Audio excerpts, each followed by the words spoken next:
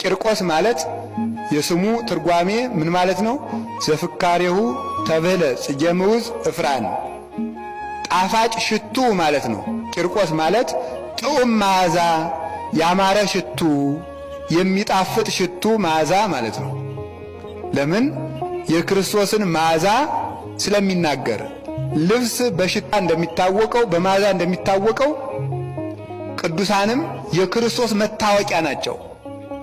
ልብስ በወዝ ይታወቃል።